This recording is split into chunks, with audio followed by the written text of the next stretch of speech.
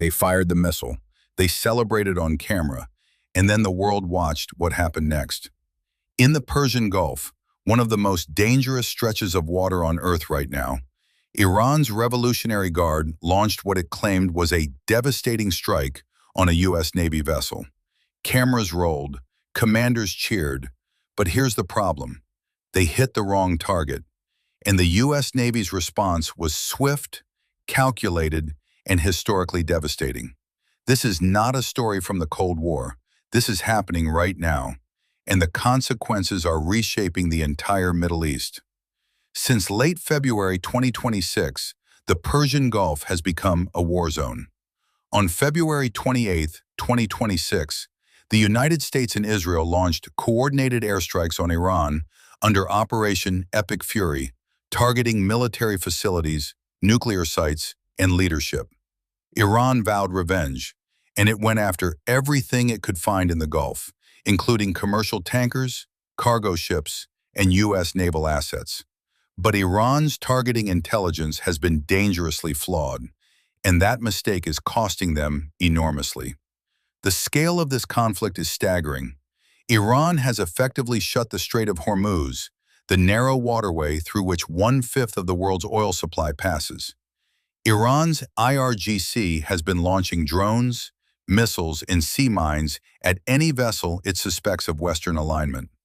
Iran's semi-official Tasnim news agency posted dramatic video showing an apparent missile strike on what it claimed was a U.S. Navy vessel. But CBS News confirmed the target was actually the Safe Sea Vishnu, a crude oil tanker sailing under the Marshall Islands flag, owned by a New Jersey-based company. Iran celebrated. They were hitting a civilian oil tanker, not a warship. Meanwhile, by March 12th, the UKMTO had received reports of 16 attacks on shipping and 4 suspicious incidents in the Persian Gulf since the start of hostilities.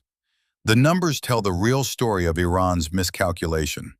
U.S. Central Command confirmed the destruction of Iran's recently commissioned drone and helicopter carrier, the Shahed Bagheri, during strikes on March 2nd, a vessel that had only entered IRGC service on February 6, 2025, representing a massive investment in Iran's naval power projection.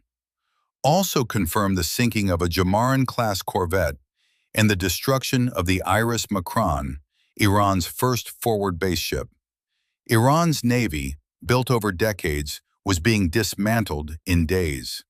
Then came the most historic moment.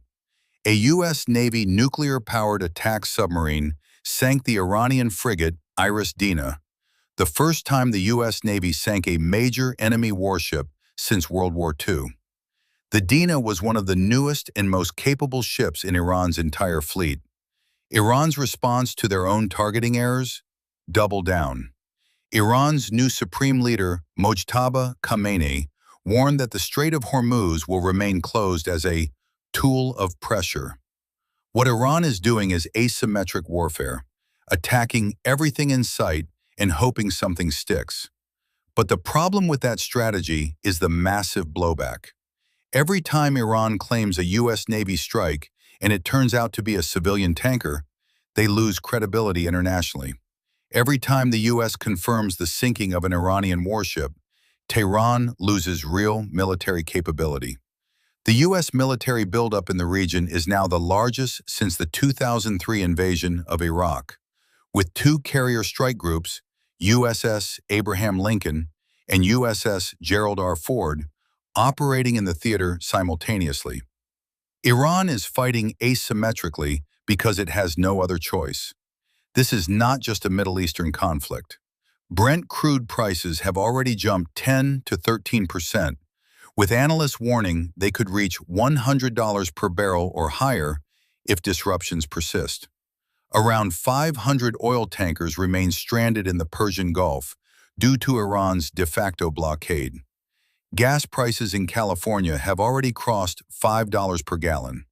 Every time Iran fires at the wrong ship, whether by error or desperation, global markets shake, energy prices climb, and ordinary people around the world pay the price at the pump. Iran fired, Iran celebrated, but Iran hit a civilian vessel, not a U.S. warship. And while they were celebrating, the U.S. Navy was systematically sinking, destroying, and dismantling their fleet piece by piece.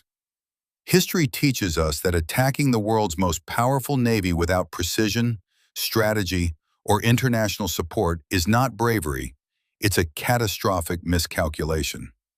Iran is learning that lesson in real time.